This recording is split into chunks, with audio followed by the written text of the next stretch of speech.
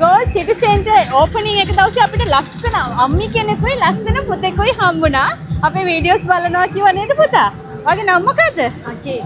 ආ? සචින්. එතකොට අම්මිගේ නම? ශානිකා. අම්මි හරි ලස්සනයි මං හරි ආසයි ඔයාගේ ඔය ස්ටයිල් කරන විදිහට.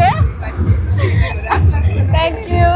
ඉතින් අපිට මෙයාලව හම්බුණා. යාළුවා මේ කිව්ලා වීඩියෝස් බලනවා කිව්වා. දැන් අපි යාළුවට දෙන්න යන්නේ මේ challenge එක try කරලා බලනවද?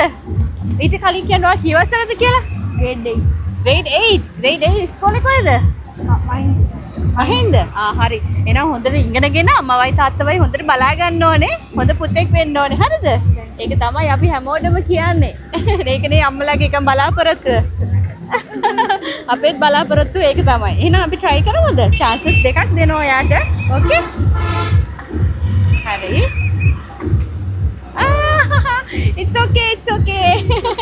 නේද? අම්මිටත් දෙමු chance එකක්. තව එකක්. නෑ යා සවාලක් කියලා දෙව තමයි. හැබැයි අපි නිකන් යවන්නේ අපි වලට ටැග් එකක් දෙනවා. මොනවා හරි ටැග් එකක් දෙනවාමයි. ඕකේ හොවින්ද? මේ කවුද ආසයිද?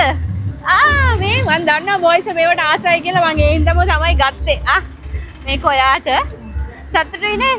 හැපි නෑ කියලා දුක නෑනේ. අම්මිට පොඩි ටැග් එකක් තියෙනවා. මම තමයි මේක කැපවල හැදුවේ. අද අපි මතක් වෙන්න මේ චූටි ටැග් එක දෙනවා. thank you අපේ වීඩියෝස් බලනකොට අපේ වීඩියෝස් බලන අයට මොන හරි ඉන්න මම මයික් එක වාට දෙන්න. අපේ වීඩියෝස් බලන අයට මොනවද කියන්න තියෙන්නේ? හරිම වටිනවා මේ සර්ලගේ වීඩියෝස් අපිට එන්ජොයි කරනවා. ඔය හරියට බලනවා. ඇත්තටම ලස්සනයි. හරි වටිනවා. thank you very much ඔයගලන්ට. right bye